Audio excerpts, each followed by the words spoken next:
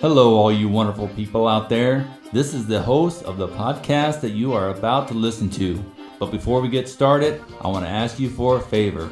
I know many of you out there have already liked and shared this podcast on Facebook, and thank you very much for doing so, and please continue to do so. But let's not forget about another way to help this podcast grow, and that way is called word of mouth. That's right, before there was Facebook, there was something called word of mouth. And here's how that works. You listen to the show, then you tell a family member about the show, and then you tell a friend, then you tell a coworker, and then maybe you tell somebody that you go to church with. I really want to grow this show, and I will take all the help I can get. So thank you very much for listening, and now let's get the show started.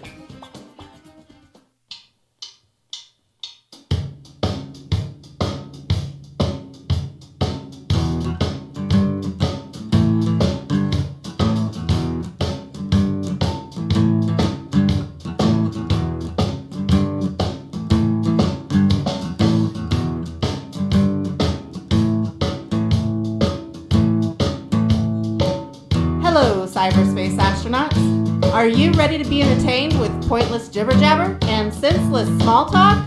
If so, then you have come to the right place. It's the Todd Cook Show, starring Todd Cook and featuring music by local and national artists. Now, broadcasting from his garage, here is Todd Cook.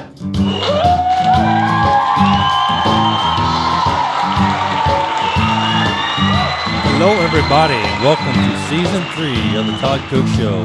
I am here, you are here, I am talking, you are listening. This is the Todd Cook Show. I am Todd Cook, and what a thrill it is to finally be back on air today.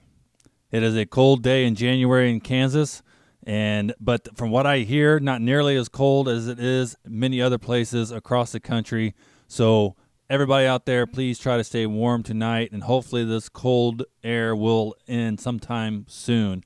For Season 3 of the Todd Cook Show, I've got a great episode planned for you, Episode 1 of Season 3. By the way, the Todd Cook Show at gmail.com is the best way to get a hold of me, the Todd Cook Show at gmail.com. You can listen to this show on youtube.com/The Todd Cook Show. You can also find some episodes on podomatic.com as well as on iTunes.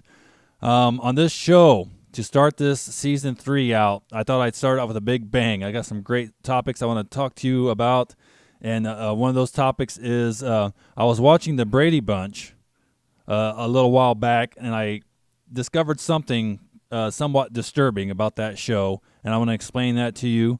Also, I've heard this topic talked about quite a bit on different radio programs, and I'm going to give you my little spiel on it.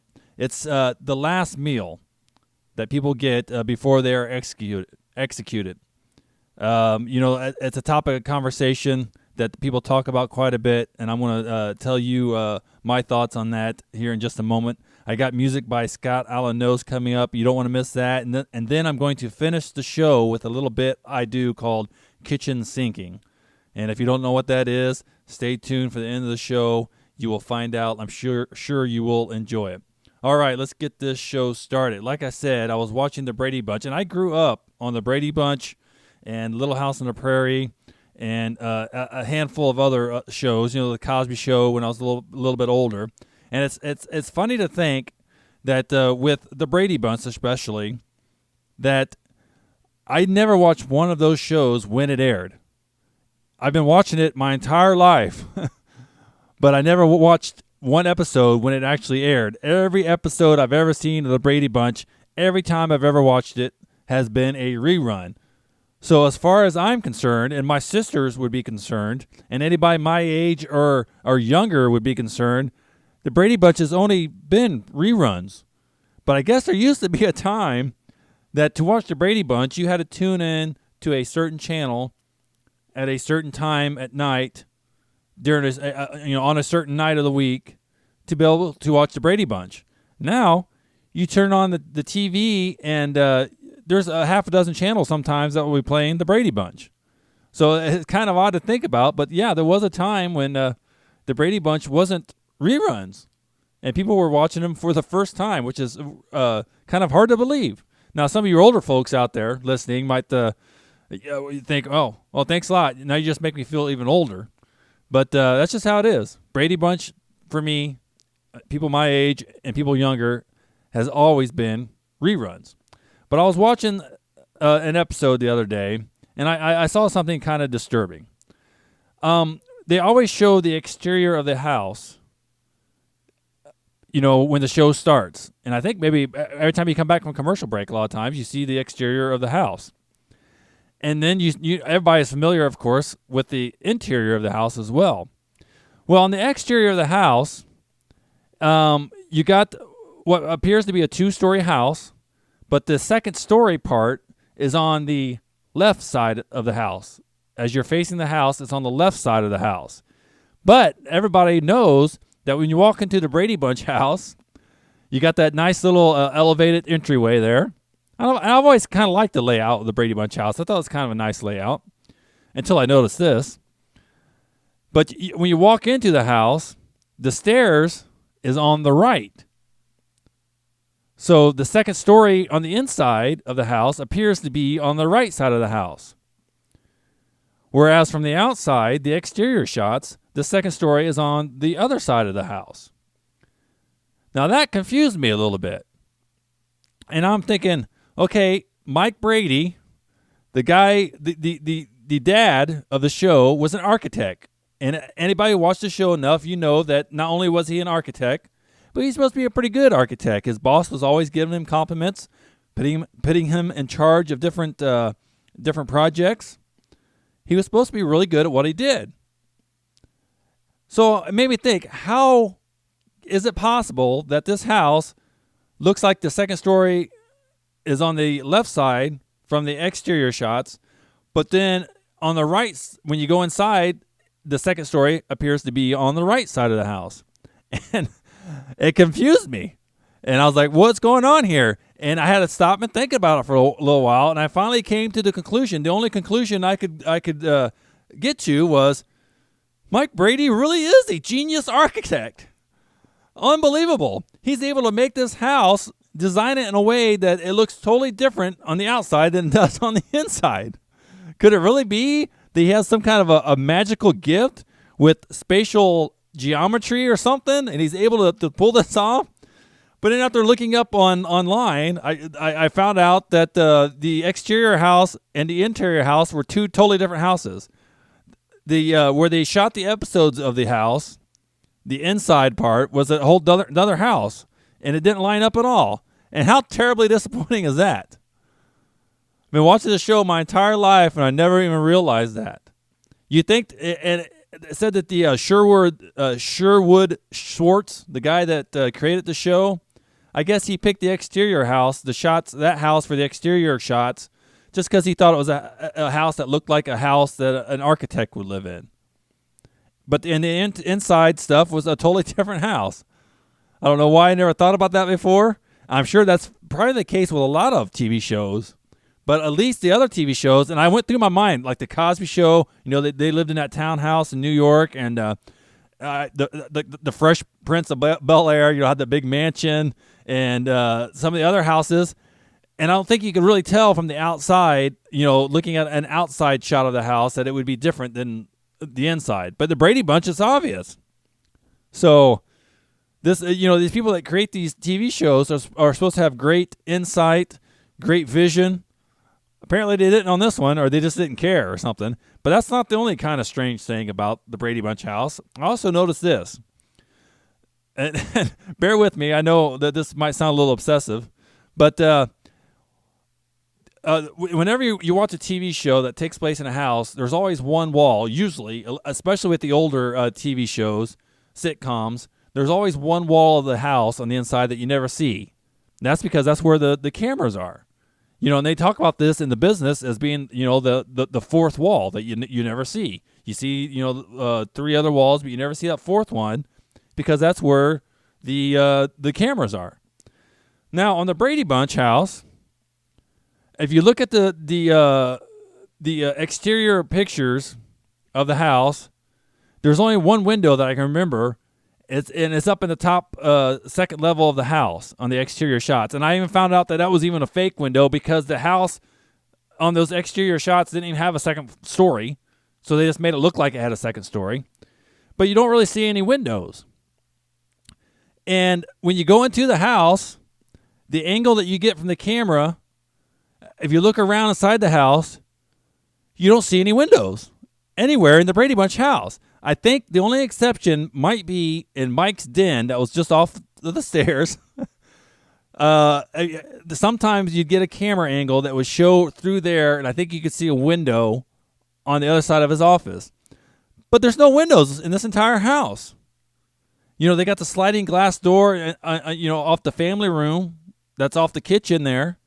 But there's no windows. The bedrooms, you never see a window. The bathrooms, you don't see a window. The kitchen, most people like to have a window in their kitchen, so as they're doing the dishes, they could look outside. Now, in the 1960s, maybe windows weren't as important as they are now, but I'm pretty sure most families would like to have windows in their house, even back in the 1960s. And so this genius architect designed this house with no windows. How ridiculous is that? And I don't know why I started thinking about this, that when I was watching an episode here recently where they go to Hawaii, and that's a 3-part episode, and most of that doesn't take place in the house. It takes place in Hawaii. But on this one particular episode, I just happened to notice that when they were showing the exterior of the house, that the upstairs part, the second story part, was on the left. When on the inside, it's on the right. And then I started noticing how there's no windows anywhere in that house. I don't think Mike Brady was that great of an architect to create a house that has no windows. Now, see, I told you I was going to start off this season with some exciting stories, and that's my first one. Wait till the next one. Don't go anywhere, everybody. You're listening to the Todd Cook Show, and I'll be right back in just a few short moments. Hey, all you Wichitonians. Hey, everybody from the Wichita area. Have you ever had car problems? Have you ever slid into a ditch? Have you ever needed a tow? Don't waste your time looking for a tow company that you might not be able to trust. Call B&B Towing at 316-214-4021. It is a locally owned family business that can help you. So if you have a car that needs towed or repaired or both, call him.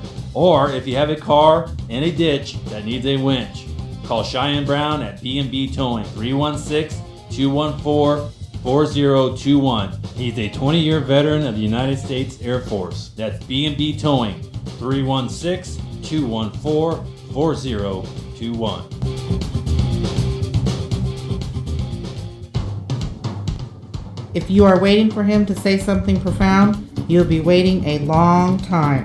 Todd Cook. No, I disagree with that because I just said something profound before that commercial break.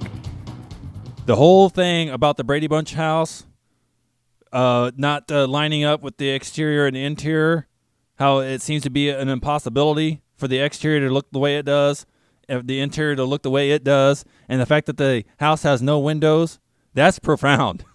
That's some profound stuff right now. And if you think that's profound, wait till you hear this next thing I want to tell you about. Whenever somebody is going to be executed, and I don't even know if this is true. This might not be true. But you always hear that they are offered their last meal. Now, it seems like most executions take place like at midnight.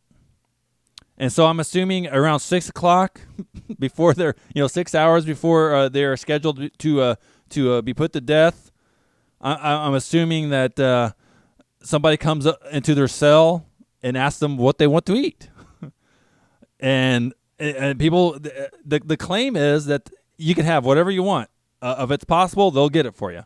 And, and then the question always is, what would you want for your last meal? If you're going to be executed at midnight and it's 6 o'clock, somebody comes around and says, what do you want to eat? What would your last meal be? That's the question. And I've always found it kind of odd because I'm pretty sure that if it's 6 o'clock in the evening and I'm scheduled to die 6 hours later, I'm not going to have much of an appetite. But people always say, oh, yeah, some people want the really nice fancy meal, lobster, or steak, or filet mignon, or I don't know any fancy foods, what their names are, because I never eat any fancy food. I can't afford to eat fancy food. But some people want some big fancy dinner with a French-sounding name. And other people just say, no, I just like a pizza and a pop. But I'm telling you, I don't think I would want anything. Does that really make sense to anybody? Do you really think that you'd have an appetite? I mean, I just couldn't imagine some hardened criminal who's, nowadays, if he goes on death row, he might have been there for 10 years or 20 years, who knows how long. They sit there just getting more and more bitter. And then at some point, right before they're ready to die, somebody comes in with a little notepad and an apron, says, "Can I take your order, sir?" And I just couldn't imagine the criminal saying, I'm pretty hungry. You'd think I'd be sitting here, kind of feeling down, a little depressed, maybe contemplating the mistakes I made in my life, maybe trying to reconcile with God or with people, maybe writing a letter or wanting to make a phone call.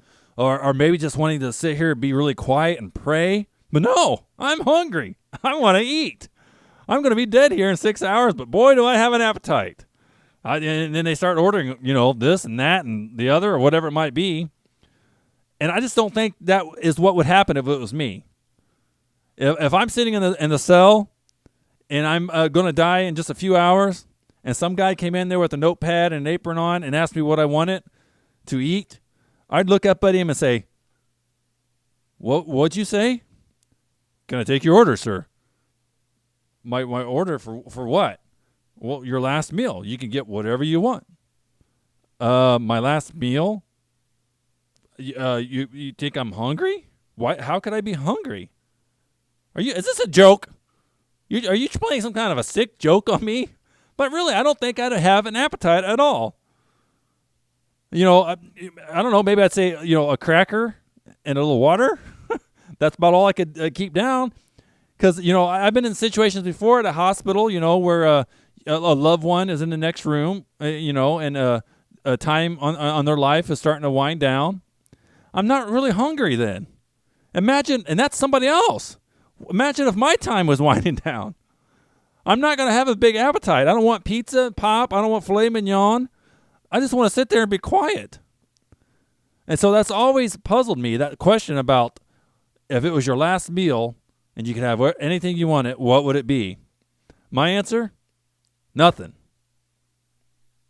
All right, I'm going to play a song. This is a song by a guy named Scott Allen Nose. He's a local artist here in Wichita, very talented guy. I've seen him perform many, many times. And he travels all over. He's been to Korea. He's been to, I think right now he's like in San Diego, which, I'm from Kansas. Korea is definitely another country, another land. But as far as I'm concerned, here in Kansas, San Diego's another country, another land too. Totally two different places, especially with the freezing cold snow that we have outside right now. But anyway, I'm going to play this song by Scott on the Nose. So I don't know what the name of the song is. I forgot to write it down here. But anyway, here it is. Scott on the Nose on the Todd Cook Show.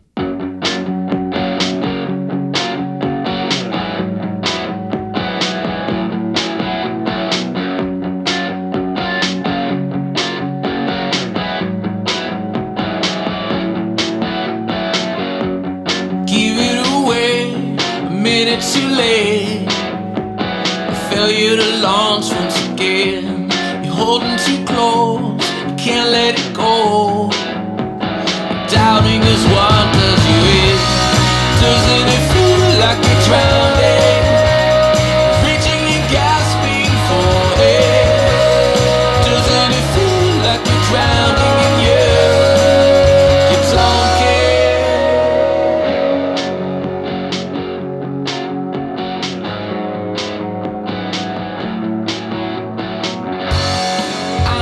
Try saying goodbye. It's not your strongest strength. You figure it out. It's too late for now. You know that I don't like to wait. Doesn't it feel like you're drowning, reaching and gasping for air? Doesn't it feel like you're drowning in you don't care?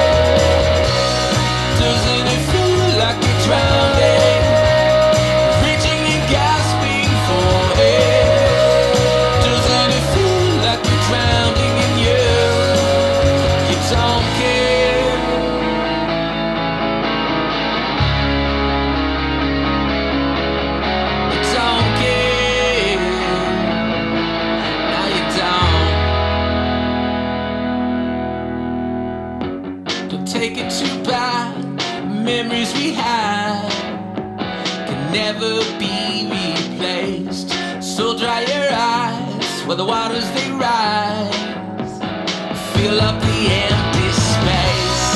Doesn't it feel like we're drowning, reaching and gasping for air?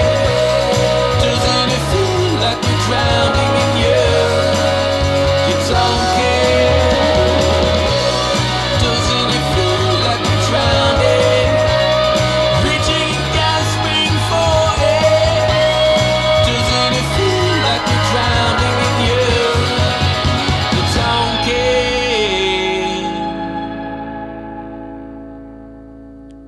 That song is called Drowning by Scott Alanost on the Todd Cook Show. SCOTTALLANKNOST.com. Look him up. You can find him on Facebook as well. Very talented guy. With that, I got to take another short little break here. But please, everybody, don't go anywhere because there is more zaniness coming up right after this. It is 2014, folks, and computers have taken over the world. Well, not really, but they are everywhere. And if you're a business owner, you know how computers can enhance your ability to operate your business. But most likely, you're also familiar with how difficult it can be trying to manage your computer network. Are you having some trouble in the IT department and you need some help? Well, if you live in the Warsaw, Indiana area, you are in luck. Just get whacked. WACD can help. Just go to WACDLLC.com and find out how. They can help with network installation, maintenance, security, and more. And they don't just help businesses, they can help anybody. WACD can even help with hardware and software sales and services. And believe it or not, they can help you with many issues even if you don't live anywhere near the Warsaw, Indiana area. As long as you have an internet connection, they can help you fix your computer or install new software remotely. They could even set you up with a brand new PC or Mac. So whether you're a business or an individual, get whacked today. WACDLLC.com. That's WACDLLC.com.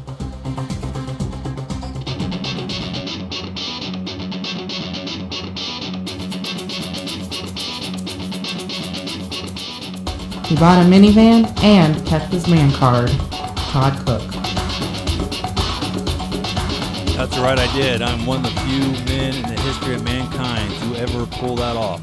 Got a minivan, but I still got my man card. I can't tell you how I did it because it's a secret. All right, I'm going to finish this show with a little thing called kitchen sinking. If you've heard this show before, you might have heard me do this bit before. If not, let me explain to you real quick what kitchen sinking is.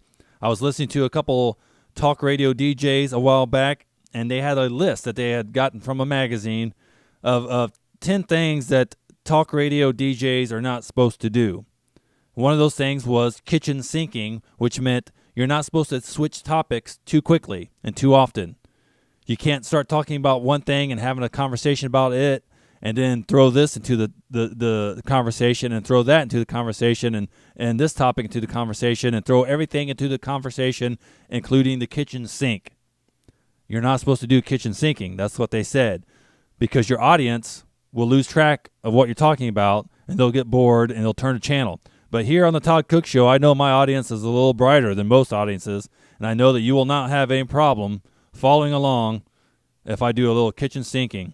So that's what I'm going to do right now, finish the show with kitchen sinking. I'm going to switch topics quite frequently, so be ready for it. But when I switch topics, you'll hear this noise, and you'll know I moved on to another topic. So here we go. Kitchen sinking on the Todd Cook Show. I even have some music to play with it, so here we go. We got some snow and ice here in Kansas, and my 7-year-old son noticed the snow and the ice on the driveway and the porch. He said, "Dad, are you going to go and get some pepper for the ice?" That same 7-year-old son was watching a TV show where they mentioned about becoming a mentor for somebody. And he said he didn't want to become a mentor. And I said, "Why not?" He said, "Because I don't want to be half man, half horse." That's kind of an inside joke there. If you think about it long enough, you'll figure it out.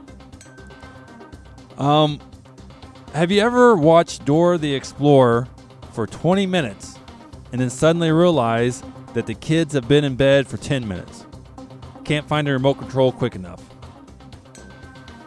Cracker Jacks. We've had them all of our lives. My dad had them when he was a kid. My grandpa probably had them when he was a kid. They've been around forever. I got some Cracker Jacks the other day. I reached in. It wasn't a box. It was a bag, and that's okay. Got the little prize out, little piece of paper. I thought maybe it was a tattoo or something. Nope. Open it up, and it's got a website and a code that you have to type in. What's this world coming to? Cracker Jacks? You got to open it up, and you got to go to I don't want to get online. I don't want to go to a computer. I don't want to go to a website and type in some code to get my prize. I want the prize right there. That's the whole point of getting Cracker Jacks. Potatoes. I love potatoes. Fried potatoes, French fries, potato chips, hash browns, baked, fried, mashed, tater tots, potato skins. You put spices on them, butter. Breakfast, dinner, lunch, doesn't matter. I just love potatoes. Have you ever let your kids' playroom get so messy that it took a shovel to clean it up? No? Oh, me neither. Mexican food. It's always puzzled me. You take this stuff and you fold it in half. It's called a taco. You roll it up. It's called a burrito. You roll it up and pour a little sauce on it, and it's called an enchilada. You roll it up even tighter, and it's called a taquito. You lay it out flat. It's a tostada. You put another tortilla. I can't even talk. You put another one on top of it, and now it's called a quesadilla. It's all the same thing, just arranged differently on your plate. But they're able to call it all these different fancy names. That's crazy. I don't know how they get away with it. Italian food, it's the same way. You got a long, stringy piece of pasta that's called spaghetti. You take that same piece of pasta and just make it flatter. It's called fettuccine. You roll it into a little tube, and it's called ziti or penne. You make it even smaller tube and put a little bend in it, a little elbow. It's called macaroni. It's the same stuff, just shaped differently. How do they do that? I don't know how they get away with it. If I'm walking down the road or a sidewalk and I'm getting ready to cross road and I stop and I look and I see a car, if you're in that car and you see me look at you, you see me make eye contact with you, that's my way of telling you I see you. You're in a car. You weigh 5,000 pounds. You have the right of way as far as I'm concerned. Once I make eye contact with you, don't stop and wave me across the road. Just keep driving. I saw this guy the other day. I was outside. It was freezing cold. I've got my hat on, my gloves, my coat, and I'm shivering. This guy has a light jacket on and no hat, no gloves, and he's got a cell phone. He's just typing away on a cell phone like he doesn't even feel the cold. And I thought, it must be nice not to have nerve endings. This guy could get frostbite, his ears could fall off, and he wouldn't know it until he got home and looked in the mirror.